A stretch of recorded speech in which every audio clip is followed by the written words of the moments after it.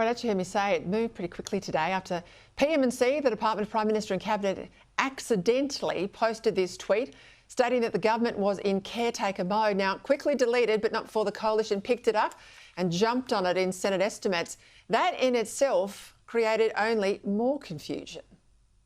Approximately 9 minutes ago, the department published a tweet advising that the government is now operating in accordance with caretaker conventions.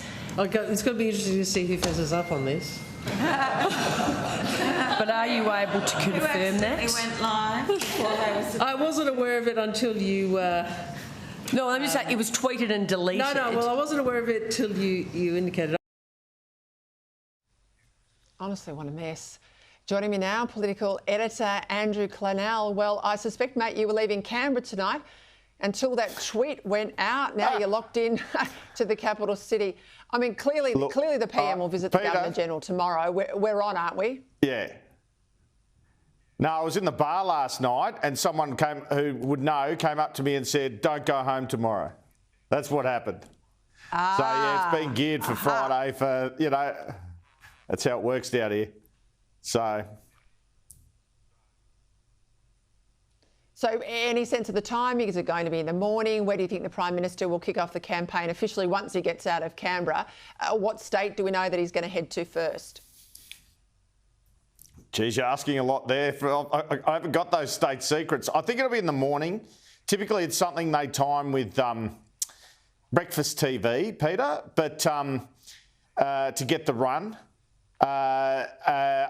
I know he's in Canberra Sunday and he's going to be on Insiders. So he's got to be back in Canberra Sunday. That's kind of the weird part about it. So perhaps he goes to Sydney first. Perhaps he campaigns in Sydney and then comes back to Canberra. That's my best guess. But he can fly anywhere and fly back, of course.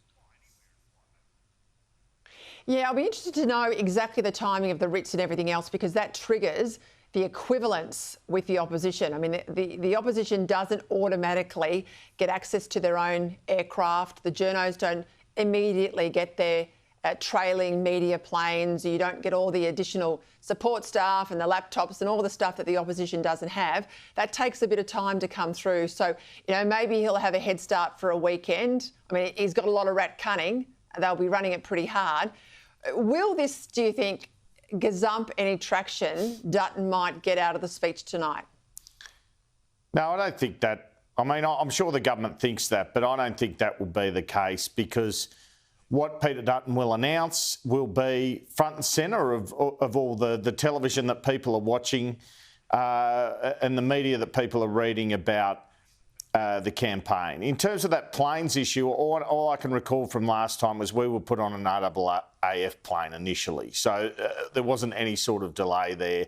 Tonight, as I understand it, as well as the fuel excise policy, sources are telling me he's going to announce a gas reservation. So making sure that not all of our gas is exported, legislating to ensure that a lot of it has to stay here, and in doing that with gas-fired power stations, that's his short-term fix for energy bills. So that, I think, is the other big headline other than the fuel excise change tonight.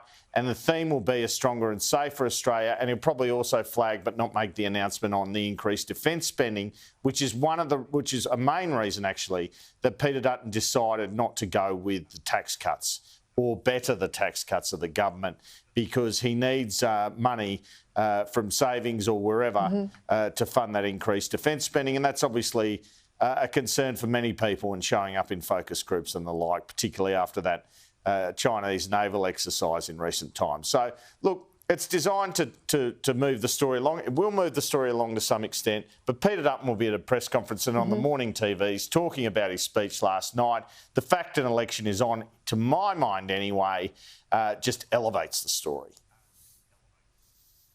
Yeah, look, we've been in a false war sort of campaign anyway for a number of weeks, ever since they moved out of that weekend in relation to Cyclone Alfred.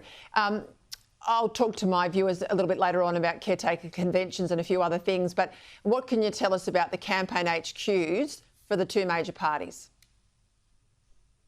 Well, they're both in Sydney. So the Liberal Party's in Western Sydney and the Labor Party one's in kind of central Sydney. and they'll all be armed to the teeth as of tomorrow with the federal directors and all their support staff there. So Sydney and Melbourne are seen as the key battlegrounds of the election. That's where Peter Dutton's most likely to pick up seats. But New South Wales sort of around the Hunter, the Central Coast, as well as Sydney and out of suburban Melbourne. And there's the potential for 8 or 9 seats just there. So that's really, I expect, I'll spend a bit of time on the trail. Our other reporters will spend more time, but I reckon they'll be spending a lot of time in Sydney and Melbourne, to be frank, Peter. I think you're spot on. I think you probably need to go back to the pub tonight and see what else you can find out.